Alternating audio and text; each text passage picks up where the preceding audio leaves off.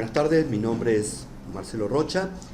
Este canal de YouTube que inauguro lo he llamado AWS Small Towns, Pequeños Pueblos, porque cada presentación aborda un tema particular de servicios de AWS y la idea es que al final de toda la serie de presentaciones podré armar una especie de cartografía de decir qué pueblo limita con qué pueblo o cómo pasar, cuál es la ruta a seguir para pasar de un pueblo a otro. Cualquier comentario, duda o crítica pueden hacerla en el mismo canal o bien en la dirección de mail que figura abajo.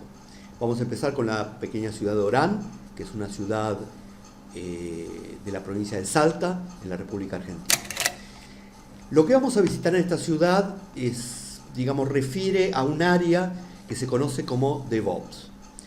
Y en particular la parte de automatización de despliegue, que vamos a exponer para empezar un ejemplo muy simple, que es desplegar en forma automatizada una función lambda. Hay muchas formas de hacer despliegue automatizado. Se puede hacer por SDK, por CloudFormation, en caso de servicios serverless por SAM, pero hay una confusión respecto a lo que es, CloudFormation con SAM o CDK, que es otra forma, una forma programática de hacer despliegue. CDK es el acrónimo de Cloud Development Kit. CDK, con CloudFormation, CDK con SAM, etc. Si bien este curso es en castellano, todos los nombres técnicos, acrónimos, servicios y la consola también de AWS, cuando veamos ejemplos en la consola, las vamos a mantener en inglés. Esto es para evitar, traducciones, que a veces unos traducen de una forma, otros traducen de otra. Así que antes de entrar de lleno en la parte de despliegue de DevOps, vamos a hacer una pequeña introducción de algunos aspectos que yo considero fundamentales. Existen 3 puntos que son fundamentales a considerar cuando uno piensa en una solución en la nube. No importa de qué nube se trata, puede ser AWS, Azure, Google o cual fuera. El primer punto es la arquitectura. Tengan en cuenta que AWS tiene más de 300 servicios. Esto significa que puede haber diferentes arquitecturas que usen diferentes servicios. Hay que ver qué servicios son los más apropiados para la solución que queremos obtener. Englobo también en la parte de arquitectura lo que es contemplar un sistema en alta disponibilidad y tener un esquema de disaster recovery. El segundo punto, también fundamental, es el tema de seguridad. Cuando ustedes crean una cuenta en AWS, tienen que poner la tarjeta de crédito y eso es el root account. La recomendación de AWS es decir, con el root account yo creo un usuario, le doy permiso de administrador y luego desactivo el root account. El root account se usa específicamente para cosas muy particulares que tienen que ver más que nada con el aspecto de billing. Por otro lado, si yo creo una cantidad de usuarios, más que una recomendación, yo diría que debería ser una norma que todos los usuarios forzarlos a que tengan MFA, es decir, doble factor de autenticación. No solamente requiere usuario y clave, sino también un código que a lo mejor llega a través de Google Authenticator al teléfono y uno debe ingresar eso para recién acceder, por ejemplo, a la consola AWS. El tema de seguridad también está asociado al IAM, que es Identity Access Management, donde se crean los roles, las políticas. Hay políticas que ya están dadas por AWS y la recomendación de AWS, que también debería ser una norma, es entregar siempre, es decir, asignar a un usuario o a un servicio el mínimo nivel de privilegio. Es decir, un usuario tiene el privilegio mínimo para hacer lo que tenga que hacer. Digo esto porque, para poner un ejemplo, hay una política que ya está dada por AWS que es S3 Full Access. Bueno, a veces uno, por una cuestión de tiempo, de que no tiene tiempo, de crear uno la política, le asigna esa política que ya está dada, S3 Full Access. Pero a lo mejor ese usuario solamente puede acceder, en el mínimo nivel de privilegio, a un bucket particular, a un objeto particular de ese bucket, y además de ese objeto solamente puede leerlo, no tiene permisos para escritura. Por último está el tema, y también fundamental, el tema de costo. Bueno, AWS posee servicios para optimizar los costos, pero es importante entender que está directamente relacionado, es el dimensionamiento. Por ejemplo, si yo tengo que crear una máquina S2, bueno, ¿qué tan grande tiene que ser esa máquina? Si la sobredimensionamos, estamos incurriendo en un costo innecesario. Si la subdimensionamos, nuestro sistema o bien empieza a presentar fallas o bien deja de funcionar. AWS tiene una calculadora para estimar costos, después lo vamos a ver porque la vamos a usar. Y al principio era muy mala, pero ahora está, digamos, bastante bien adaptada, y uno no llega a, digamos, a tener un costo exacto, pero sí una estimación bastante aproximada de cuánto cuesta el uso de un servicio dependiendo de las características que ese servicio tenga. Eso lo vamos a ver luego. Bueno, ahora vamos a referirnos a algunos servicios que vamos a utilizar y, digamos, requeriría cierto tipo de conocimiento previo. En primer lugar, IAM, que es Identity Access Management, donde tenemos que saber cómo crear roles, cómo leer políticas, cómo asignar políticas y roles. Es un tema, digamos, no es simple, no es trivial, pero bueno, es necesario saberlo. El segundo es Lambda. Lambda es un servicio de AWS serverless. Serverless se presta a confusión porque parece que no hubiera servidores. Siempre hay servidores. Lo que pasa es que nosotros no accedemos a ese servidor ni por SSH ni de ninguna otra forma. No le decimos tampoco qué tipo de servidor va a correr la función Lambda. Y lo que sí, digamos, cuando nosotros escribimos la función Lambda, la podemos escribir en diferentes lenguajes. Lenguajes de scripting como JavaScript sobre Node.js o Python, o por ejemplo podemos escribir en C# sobre .NET, y hay otros lenguajes más. Lo más común es el JavaScript y Python. En particular yo prefiero JavaScript por varias razones. En primer lugar, JavaScript está regulado por la ECMA, de forma tal de que hay más consistencia respecto de cómo pasar de una versión a la otra. En segundo lugar, la estructura JSON, que se utiliza muchísimo en lo que son llamadas a servicios de AWS, es decir, los valores que retornan como una estructura JSON. Esto es nativo de JavaScript, mientras que en Python las estructuras de datos que manejan no incluyen JSON. Por otro lado, JavaScript es un lenguaje agnóstico respecto del entorno donde corre. Por ejemplo, JavaScript puede correr sobre Node.js, pero también, por ejemplo, corre dentro de un browser. Entonces, las páginas HTML que normalmente usan o miran tienen código JavaScript embebido. En este sentido, lo que hace el browser es le expone a JavaScript los objetos, dentro de los cuales uno de esos objetos es la misma página HTML, el mismo documento HTML. Como dijimos, JavaScript y Python son lenguajes interpretados. JavaScript es un lenguaje orientado a objetos, implementa, digamos, todo lo que tiene que tener un lenguaje orientado a objetos: clases abstractas, clases derivadas, interfaces, polimorfismo, etc. La diferencia entre JavaScript, Java y C++, que son tres lenguajes orientados a objetos, reside en que JavaScript es un lenguaje interpretado. Java, en lugar de eso, es un lenguaje compilado que genera pseudocódigo. Esto es, ese pseudocódigo no es lenguaje de máquina, y lo que permite es que cualquier máquina con cualquier sistema operativo que implemente una Java Virtual Machine puede ejecutar ese código.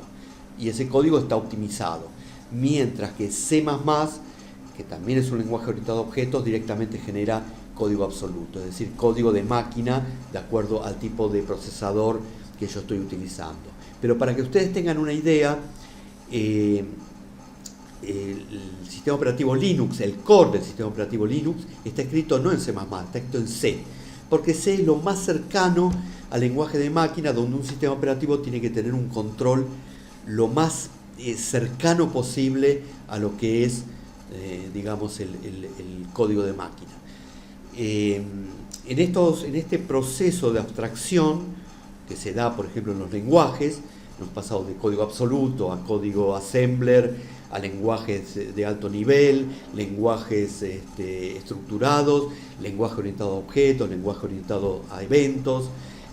Siempre a medida que subimos el nivel de abstracción, si bien ganamos algo, es decir, ganamos en poder pensar de otra forma el problema y cómo resolver un problema, lo que estamos perdiendo es control, ¿no? O sea, llega un momento que el nivel de abstracción es tan alto, y lo saben personas que han trabajado, digamos, no en JavaScript, sino por ejemplo, en Angular, o digamos, en otras librerías, digamos, de JavaScript, que una vez pierde el control. React, no me salía el nombre, pierde el control y uno no sabe bien qué es lo que está pasando detrás. Bueno, después de Lambda tenemos S3. Hay que entender que S3 es lo primero, generalmente cuando uno empieza a estudiar AWS, lo primero que uno estudia. S3 es un bucket, es un balde donde digamos, tiene objetos. Esos objetos pueden ser cualquier cosa, puede ser un documento PDF, un documento Word, un zip file, un archivo que contiene un programa, en fin, cualquier cosa. Ahora, lo que hay que entender es que S3 no es un file system. Lo que pasa es que, por ejemplo, la consola, cuando vemos el bucket S3, nos da o permite la ilusión óptica de que estamos manejando, digamos, una estructura de directorio. S3 no maneja estructuras de directorios. Lo que hace es, como cada objeto tiene un key, y ese key puede ser A barra B barra C, lo que hace es agrupar todos los prefijos y lo hace aparecer como si esos, digamos, objetos que tienen un mismo prefijo están dentro de un directorio. El tercer punto es CloudFormation. CloudFormation es lo que se conoce como infraestructura como servicio. Es lo que permite el despliegue de servicios de AWS, nada más que en lugar de hacerlo de forma manual, yo escribo un documento en JSON o YAML, ya vamos a ver eso, donde yo especifico cada uno de los servicios que quiero desplegar. Por último, Code Commit, que es el equivalente a GitHub, pero es de AWS, Code Build, Code Deploy, y todo eso orquestado a través de Code Pipeline, es, digamos, un conjunto de servicios que también permiten hacer despliegue de infraestructura. Eso es lo que vamos a ver próximamente. Ahora quiero referirme a los servicios de AWS y cómo accedemos a esos servicios. Básicamente hay tres formas de hacerlo. Una es por consola, que es generalmente como cuando uno comienza a ver los servicios. La consola es página web, ¿no? Por línea de comandos a través del AWS CLI, que entre paréntesis está escrito en Python, o por SDK, el Software Development Kit, para Java, para JavaScript o para Python, o para el lenguaje que yo esté utilizando. Ahora, lo que hay que entender es que tanto la consola como la línea de comandos como el SDK terminan haciendo una llamada a la API de AWS de cada uno de los servicios. Es decir, cada servicio de AWS expone una REST API y es, independientemente qué es lo que yo use, consola, línea de comando o SDK, es a donde va a parar el requerimiento. Esto es un HTTP request, con métodos get, post, put, etc. Y lo que uno podría preguntarse es, bueno, pero si ya existe una REST API, ¿por qué hace falta un SDK? El SDK lo que permite, es decir, el Software Development Kit para los diferentes lenguajes, permite simplificar todo el proceso de autorización, autenticación, permite, digamos, exponer los objetos o las clases de cada uno de los servicios, y estos servicios devuelven estructura JSON, mientras que la API, digamos la REST API de AWS, no solamente tengo que configurar los headers del request, sino que también el requerimiento y la respuesta están en formato XML, no en JSON. Ahora vamos a ver eso. Por último,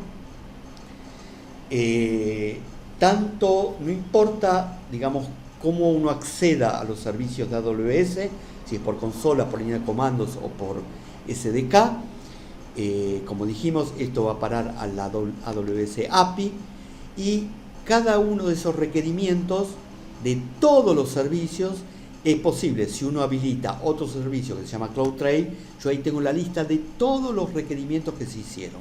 No importa si fue por línea de comando, por consola o por SDK. Ahora quiero referirme a lo que son documentos estructurados. Existen muchas clases de documentos estructurados, pero acá nos vamos a referir solo a tres: XML, JSON y YAML. XML es el acrónimo de Extended Markup Language. Para los que conocen HTML, han leído una página HTML, resulta familiar porque ahí lo que tenemos son nombres de etiquetas, etiquetas que pueden estar contenidas en otras etiquetas, las etiquetas pueden contener atributos. XML, la diferencia con el HTML es que generaliza el tema de los nombres de las etiquetas y por otro lado es sumamente estricto. Por ejemplo, en HTML, si yo no cierro una etiqueta, el browser lo acepta y bueno, se la inventa. En XML, si una etiqueta no está correctamente cerrada, o por ejemplo un atributo no está declarado como el valor de un atributo, no está entre comillas, directamente da error. Por otro lado, el XML es muy poderoso respecto de su capacidad para, por un lado, definir un esquema, es decir, definir qué etiquetas son, qué nombres de etiquetas se van a usar, qué etiquetas pueden estar contenidas en otras etiquetas, qué valores de atributos son posibles, etc. El XML, tanto como el HTML, está regulado por la W3C, que es el organismo que se encarga de regular una parte de los estándares de la web. Esto es HTML, Cascade Style Sheet, Web Services, XML y demás. Como decía, XML es sumamente poderoso, no solamente por la capacidad de definir esquemas, sino por la capacidad de mezclar vocabularios. Es decir, en un mismo documento yo puedo decir, esta parte del documento tiene este vocabulario, es decir, qué nombres de etiquetas son posibles, mientras que esta otra parte del documento responde a este otro vocabulario. Y hay vocabularios que ya están estandarizados. En determinadas industrias, los nombres de las etiquetas ya están estandarizadas. Ahora, cuando yo tengo un documento XML, si tengo que operar con él, existen parsers. Hay dos tipos de parsers. Hay uno que se llama DOM, que es el Document Object Model, y otro que se llama SAX, que es Simple API XML. ¿Cuál es la diferencia entre los dos? El DOM lee todo el documento XML y una vez leído yo puedo operar sobre el documento. Es decir, puedo leerlo o puedo crear, en el caso de, por ejemplo, JavaScript sobre HTML, puedo crear etiquetas. Mientras que el SAX está pensado para dispositivos pequeños, por ejemplo un microcontrolador que no tiene tanta capacidad de memoria para leer documentos, digamos largos documentos escritos en XML, y lo que hace el SAX entonces es, empieza a leer el documento y me empieza a generar eventos donde me dice encontré una etiqueta de apertura, encontré un atributo, encontré una etiqueta de cierre, etc. Tanto el XML, el HTML, el XPath, bueno, todos estos lenguajes de marcas, ¿no?, como se llaman, derivan de algo que está más arriba, que es el SGML, es el Standard Generalized Markup Language. Se dice que este estándar, el documento que define este estándar, es tan complejo y tan largo que no hay ninguna persona en el mundo que lo haya leído completamente. Pero lo cierto es que, bueno, que después de ahí se derivan este otro tipo de documentos, XML, HTML, XHTML, etc. Ahora bien, ¿cuál es el problema? Como yo mencioné anteriormente, la API de los servicios de AWS se invocan a través de un documento XML y lo que devuelve el servicio es XML. Ahora, el problema del XML es que es sumamente verborrágico. Entonces, para procesos, digamos, para la interacción e intercambio de información entre procesos resulta muy, muy pesado. Y entonces, de golpe apareció un tipo y dijo, bueno, yo voy a crear otra estructura que es JSON. JSON es el acrónimo de JavaScript Object Notation. Y como dijimos, está completamente integrado en JavaScript. cosa que no ocurre en Python, donde para, digamos, las estructuras que maneja Python no incluyen JSON, y para manejar JSON tengo que importar una librería. Entonces, bueno, es otra forma de estructura que se ve ahí. Ahí lo que se muestra en la diapositiva es, digamos, un mismo documento en XML, en JSON y en YAML. La anécdota es que cuando aparece el JSON, imagínense, después de todo el trabajo que se tomaron la gente de la W3C para estandarizar el XML, y aparece este tipo con esta estructura que supuestamente es mucho más simple y más fácil de operar, dicen que contrataron un sicario para que se vaya a encargar de él. Bueno, más allá de la anécdota, lo cierto es que JSON hoy es un estándar de facto. Por último tenemos YAML, y es importante tanto JSON como YAML porque CloudFormation, cuando lo veamos, el documento que yo escribo donde están referidos los servicios que quiero desplegar se pueden escribir tanto en JSON como en YAML. El YAML, el acrónimo es YAML Ain't Markup Language, es decir, YAML no es un lenguaje de marcas. Para los que yo he visto ahí en algunos digamos, videos de YouTube que dicen que YAML es mucho más sencillo que el JSON. Bueno, en algunos casos sí, en otros no, pero bueno, ya después vamos a ver bien cómo operar, digamos, cómo se definen, ¿no?, los distintos servicios en formato YAML. Bueno, cuando empecemos a hacer la práctica, tenemos dos formas. Una es decir, bueno, yo puedo hacer mi desarrollo usando, por ejemplo, un IDE como Visual Studio Code en mi máquina local, y de ahí, bueno, invocar, digamos, los servicios de AWS. Esa es una forma. El problema de eso es que requeriría de tener que instalar, es decir, instalar en mi máquina local el AWS CLI, el Git, el SAM CLI, bueno, instalar Node, instalar Python en el caso de usar Python, el módulo NPM de CDK. En lugar de eso, lo que vamos a hacer es usar un servicio de AWS que se llama Cloud9.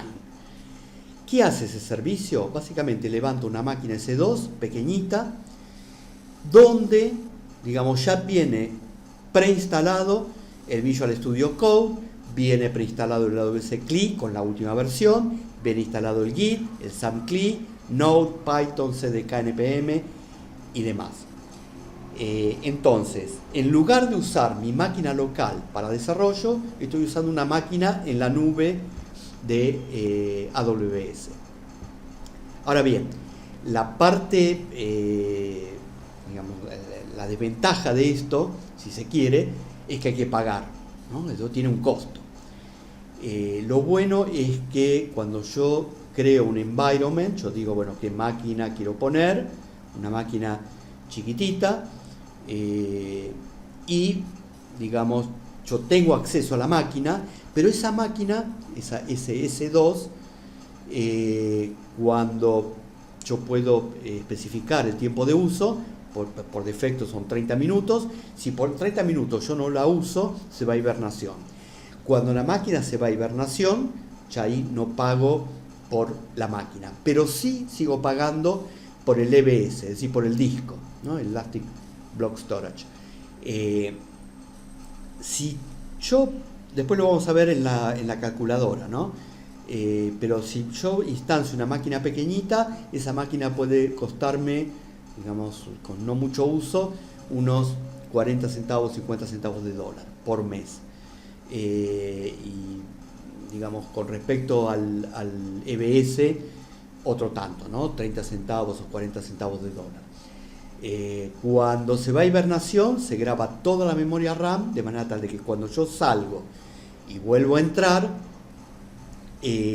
veo la consola, lo que yo haya hecho hasta ese momento, exactamente igual en el momento que yo lo abandoné. Ahora vamos a ver eso directamente en la práctica.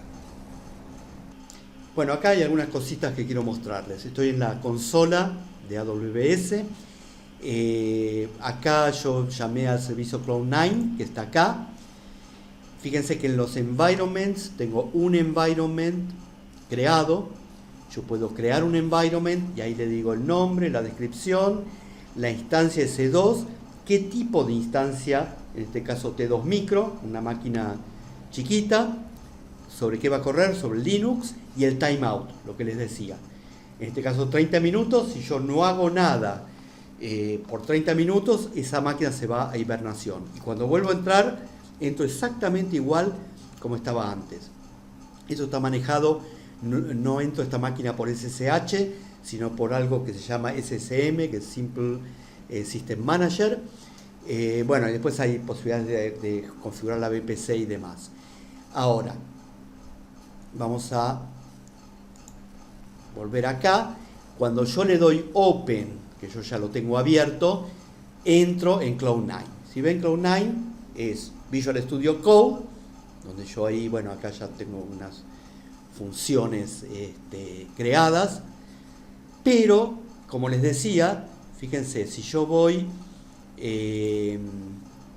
a la terminal, esta máquina, por ejemplo, le digo el AWS, que es el AWS CLI, ¿cuál es la versión? Es la última versión. Si yo le digo SAM, Simple Application Model Version, tengo la última versión. Git Version, la última versión instalada. Node Version, y también tengo Node, también tengo Python 3 Version. Es decir, yo tengo la máquina, tengo el Visual Studio Code, donde vamos a hacer el desarrollo. Entonces ya esta máquina ya viene con todo esto preinstalado. Fíjense, si uso el AWS CLI para listar los buckets, puedo hacer AWS S3 LS y me lista todos los buckets que tengo en mi cuenta, y esto lo estoy haciendo por línea de comandos. Si voy a la consola, lo que estoy viendo acá es lo mismo, es decir, los buckets, nada más que ahora lo estoy viendo de consola. Y si yo lo quiero hacer a través de SDK, en este caso tengo una función lambda, que lo que hace es, digamos, toma la librería específica de del cliente S3, y el comando simplemente dice, bueno, listame los buckets, ¿no? Después vamos a ver el tema de wait, ¿no? Funciones síncronas y asíncronas y demás, pero eso más adelante. Si yo pruebo esto, fíjense que lo que devuelve es una estructura JSON, que es un array, que a su vez cada elemento del array contiene un objeto que tiene el nombre y la fecha de creación. Entonces son los tres modelos, ¿no? Por consola, por línea de comando y en forma programática a través de SDK. Bueno, un par de cosas más que quiero mostrar. Ahora estamos en la calculadora de AWS. Vamos a estimar cuánto nos cuesta en nuestra máquina S2 de Cloud9 y cuánto nos cuesta el EBS. La región norte de Virginia es una instancia compartida, Linux, 2 micro, ¿no? Es una máquina pequeñita, 1 GB de memoria RAM, es una, digamos, la opción de pago es una máquina on demand, nada más que acá le pongo que el uso es 4 horas por día. Es algo razonable, ¿no? Para hacer pruebas. Y esto cuesta 0,51 centavos de dólar por mes. Entiendan que puede ser menos, porque como les dije, cuando yo no estoy usando la máquina, se va automáticamente a hibernación y ya no pago nada. Pero sí sigo pagando por el EBS. El EBS es un SSD GP3, 3000 IOPS, es lo que, digamos, esos son los valores, digamos, que yo, digamos, estándar, ¿no? Cuando yo creé el environment en Cloud9, puso esos valores. El throughput es 150 megabits por segundo y 1 gigabyte de memoria. Y esto cuesta 0.18 dólares por mes. Bueno, algo bastante razonable. Lo otro que quería mostrarles es esto, que fíjense, esta página dice Amazon Simple Storage Service S3 API Reference. Recuerden esto, esta es la referencia de la REST API de AWS para S3. Cuando uno llama a los distintos métodos de esta API por consola, por SDK o por AWS CLI, por línea de comandos, finalmente terminan acá. Pero fíjense que para hacer la invocación, en este caso está haciendo un HTTP con método put, hay que, digamos, poner todos estos headers y la información se pasa por XML y lo que devuelve es XML. Entonces uno normalmente no usa la API esta, lo que usa es o línea de comando o consola o SDK. El SDK, acá tenemos la versión 2, esto ya, el SDK para JavaScript, ¿no? La versión 2, pero ellos recomiendan directamente pasar a esto, que es la versión 3. La diferencia es que la versión 3 no es como antes, donde yo, digamos, tenía una librería, a su vez invocaba los distintos servicios desde esa librería. Acá cada servicio en particular es mucho más granular. Yo digo exactamente qué es lo que necesito. Por ejemplo, el cliente de DynamoDB, en este caso. Y por último, quería mostrarles esto, ¿no? Que seguramente ustedes ya saben, ChatGPT. Fíjense, yo lo que les puse acá es, créame una función lambda en JavaScript que liste, digamos, los buckets de S3, que fue lo que vimos anteriormente. Ahora él dice, bueno, primero hay que instalar el AWS SDK, eso en Cloud9 no hace falta, pero fíjense cómo él, en primer lugar, está usando la librería versión 2, no la versión 3. Y por otro lado, hace algo que está súper, pero súper, no de recomendado, está prohibido directamente, que es meter en la función lambda el Access Key ID y el Secret Access Key. Esto jamás de los jamases hay que hacer. Así que tengan cuidado, porque, digamos, si bien ChatGPT, digamos, a veces ayuda, ¿no? Para construir así pequeños módulos y hacer pruebas, tengan cuidado porque no siempre, diría que en la mayoría de los casos funciona, no es correcto lo que muestra. Así que bueno, ya estamos terminando. Bueno, por último quería referirme a la organización, es decir, a la empresa. Hay diferentes roles. Si la empresa es unitaria, es decir, si es uno solo, bueno, uno es el dueño de la cuenta, uno es el administrador, es el que gestiona los proyectos y es el developer, ¿no? El que pone líneas de código. A medida que la empresa es más grande, puede ser una startup, pero puede ser una empresa grande que tiene que gestionar muchos proyectos, es ahí donde empieza el tema de esta área que estamos tratando, que es de DevOps, ¿no? Generalmente hay un owner account, puede ser el CFO o el CEO de la empresa, es el que finalmente tiene que poner la tarjeta de crédito para crear la cuenta de AWS.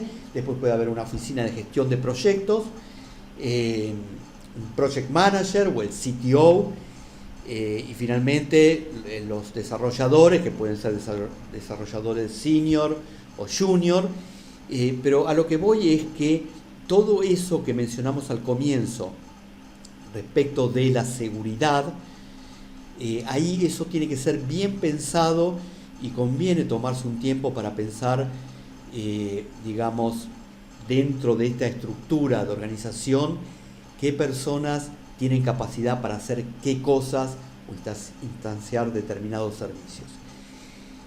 En fin, la introducción se hizo muy larga, pido disculpas por eso, nos tomamos un café y ahora sí arrancamos.